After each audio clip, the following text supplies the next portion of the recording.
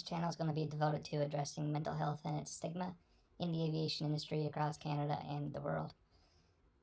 I'd like to thank you for watching this video today, and stay tuned for more updates with my progress, and feel free to share the comments on your progress. Thanks for watching. Hey everybody, I'd like to apologize for the voice effects and the cover of my face, I guess you could say. I can't disclose who I am just because I'm probably going to lose my job if I do, and I don't want to do that, obviously. I just want to share with you and anyone else in the industry or anyone else struggling with mental health that there are other people out there like you, and I want to destigmatize the industry as best I can, as best as one person can. So I've been in the aviation industry as a pilot for just over a decade, and only recently, within the past couple of years, been diagnosed with depression and anxiety. It's been tough. It's been even tougher realizing that I've been struggling with this longer than I thought I have been. I've been feeling this way that I've felt for, I'm going to say, 25 plus years. So it hurts to look back and realize that the way I feel isn't the way everyone else feels. And I guess throughout this channel and throughout these videos, I'm going to discuss the steps that I've taken to try and help myself and help my family along these paths of recovery. So I guess I'll start off by saying it's been a couple of years since I've thought I've had something going on with my mental health. I'm going to say it's about 2 years ago I started to think about it. And at that time, the first thing I thought of was medication. And I don't know why, but, you know, that's just the way my brain thought about it. So I said, okay, so how is this going to affect my medical? And can I still be eligible for a medical if I am on antidepressants or some other sort of medication I didn't know anything about at that time? So I looked it up, and turns out they say on the transport website that, yeah, it's being more open and things are progressing, I guess, for the better. But when antidepressants or any other sort of those mood-altering drugs, as they like to call them, are prescribed, then your medical is automatically taken from you once you advise your medical physician. So this scared me quite a bit. This was before the pandemic, so I had a pretty secure job. However, you know, I wasn't in a financial situation where I could lose my job and focus on my mental health, because losing my job would make my mental health even worse in a different aspect. So I said, okay, I'm not going to do this right now, even though it makes me wonder, like, there's other people out there like that for sure who are thinking about this, think they have some sort of issue, maybe depression, maybe something else, bipolar, anxiety, ADHD, etc., that would rather continue to struggle in their health than to look at fixing it, because they know they'll lose their job without any certain timeline of when they'll get it back. And that's the case I was in. So I continued to, at that time, just continue my life. But looking back, my choice was to continue struggling. So I continued to struggle for probably another 6 to 8 months. And then I looked into it, I talked to my family about it, and I came to the conclusion that I'm going to try and seek therapy. So then I went into the search for, okay, what is therapy? So, you know, you see on the movies and on TV, the psychiatrists and things like that. So I said, okay, well, I guess I got to go see a psychiatrist. So I went and looked up psychiatrists, and in my current location, there's a 3 to 6 year waiting list for psychiatrists. So I said, like, that can't be right. There has to be other options out there. So I went to my friend who has gone through some mental health issues himself, and I said, you know, what is the route for this? Are there other types of therapists or what? And he said he wasn't even sure, because he doesn't remember what the classification of therapists that he went to see was. So I said, okay, and I went to the old trusty Google, and come to find out there was what I believe they call them psychotherapists and psychologists, as well as psychiatrists. So I looked up psychotherapists in my region, and I found one. I went to see her for about a month. I think it was probably 2 sessions before the pandemic. And I didn't know what to think at that time because it was my first therapy sessions, and I unlocked everything on her.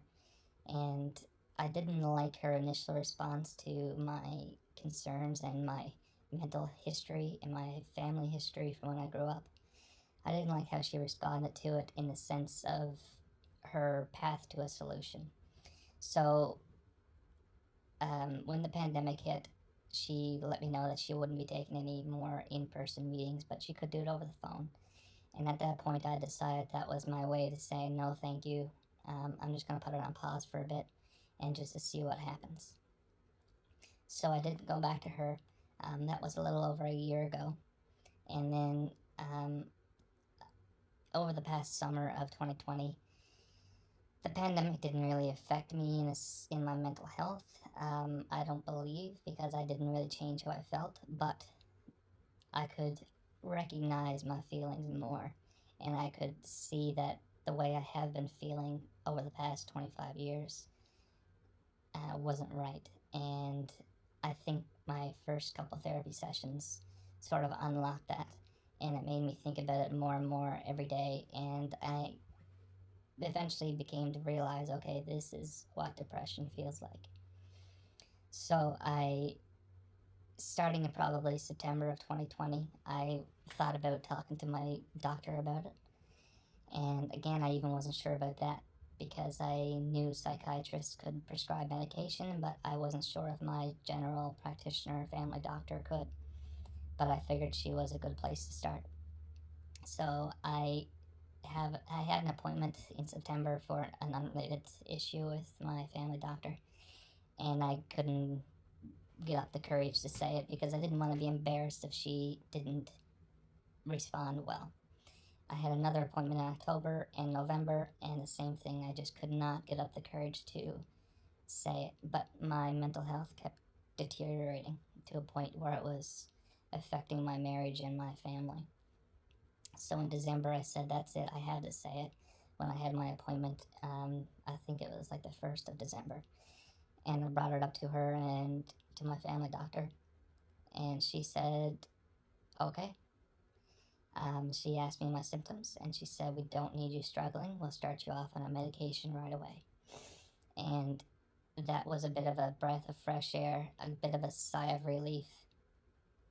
But at that time, I didn't know how long the road to recovery was, and I certainly didn't think it would take as long as it did to get set on the right path. When I got prescribed my medication in December, it was a fairly low dose. I think it was 100 milligrams of sertraline, which is the generic name for Zoloft. And I researched this very thoroughly on YouTube, etc. But the first thing that came to my mind was my job, because I knew if I mentioned it to anybody at all that I'd lose my job. At the current time, I was furloughed, so I said, okay, well, I'm not flying right now anyway, so let's see how the side effects affect me, because from what I've read, that's the major concern of the medical practitioners in aviation, is how the side effects will change your personality or your bodily functions, I assume is a okay way to put it. So I started at 100 milligrams. I didn't find that worked very much. I stayed on that, I think, for 3 weeks, and then I was put up to 150 milligrams of sertraline on that for another 3 to 4 weeks, and I didn't see any difference at all. Started to wean me off of sertraline and start me on venlafaxine extended release, which is the generic name for Effexor. I was okay with this. I thought it was a good time for a change because, like I said, I didn't feel anything, any difference. So she started me on 37.5 milligrams for, I believe it was a week. um, just to wean me off that sertraline. And then after that, we bumped up to 75 milligrams, I believe it was. And then it was another probably 3 or 4 weeks since she bumped you up to another 37.5 milligrams, which is 122.5 milligrams, which I've been on now for almost 4 weeks, and I've just been starting to feel the difference. I think next week when I have my appointment, I'm going to try and see if she will bump me up to 150 just to give it a shot and see if it makes the go over that edge, if you know what I mean, to get that last boost that I need. I haven't had any side effects of real concern since I started sertraline or venlafaxine. I did have a good 2 weeks of probably my worst depressive episode since I can ever remember, last month. But I don't know if that was connected to the medication or if it was just a down period in my life. So that's where I'm at right now with the medication, and let's hope that the placebo effect isn't in play here and it actually is starting to help me. I also started going to therapy again after I got my diagnosis in December. I found a new therapist online and we've been meeting via Zoom, which I prefer than in person. I don't know if she just does it over Zoom due to COVID or not, but I'll have to ask that in the future. But we've probably had 6 to 8 sessions since the start of December, and I find she is helping. She's taken my situation seriously, and she understands that the problems I'm facing are serious, and I think she gets that I want to work through it, and she wants to work through it with me. So therapy is definitely helping along with medication. I know they say medication is not a fix-all, and I'm sure therapy is not a fix-all either. It's the combination therapy, and as much as I don't like the therapy, when it comes down to rehashing those feelings and rehashing those memories and actually digging up memories that I had sort of forgotten about, because I guess I've repressed them to protect myself, even though in the long run that's probably part of the reason I am where I am, because I didn't deal with them at that time. So therapy is definitely a good way to go. You just gotta find the right therapist. She's a psychotherapist as well, so it's still at that first level there where she can't provide medication nor provide a diagnosis, but she certainly knows how to deal with these things. And the cognitive behavior therapy or talk therapy is a way to go for sure. If you're someone like me who doesn't like talking about their feelings a whole lot, it's great because you don't really have to, in a sense that, yeah, you do, but they ask questions and they create scenarios where they get the information out of you that they need to help you without you actually starting the conversations and divulging everything about yourself on your own accord or by your own means. So they have their own ways to get these things out of you, in a sense that makes you feel comfortable about doing that. So I have a lot more things to talk about if you guys want to hear it. I know this is my first video on my channel. I don't even know if it'll get any views, but I thought of doing this as another outlet to vent and to get my word out there and name these stigmas that are hurting us in aviation and in every industry.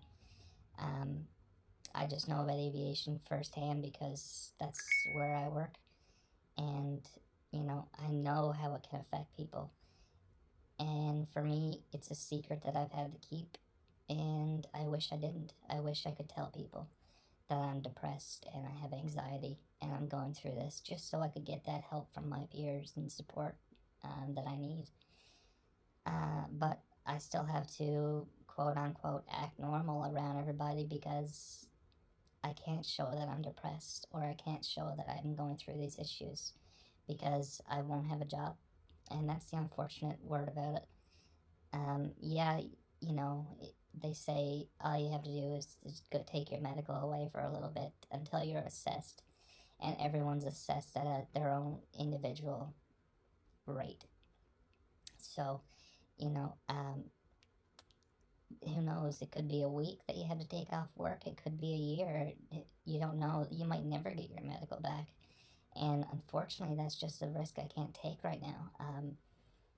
I just need to take care of myself, which right now means take the medication, take the therapy, talk to my family, talk to my close friends about it, and work, because that's how we all survive, is by working. And you know, this is the same as if I had some other medical issue that I'm taking medication for. It's just that it's still stigmatized that medical help for mental health is bad, and you know, it makes people not want to seek that help. So if you don't mind, just leave a comment. I don't even know really how this whole thing works, but subscribe if you want to. I just want to know if there is an audience out there for this. If you want to hear the rest of my story, if you want to hear the other ways that I cope, the issues I've had with alcohol, and how that's not seen as bad as mental health is in aviation. I've got a lot of other things to talk about, and I'd love to have someone to listen to me. So if you're willing to listen, just drop a comment, talk to me about it, and let's keep in touch. Thanks for watching.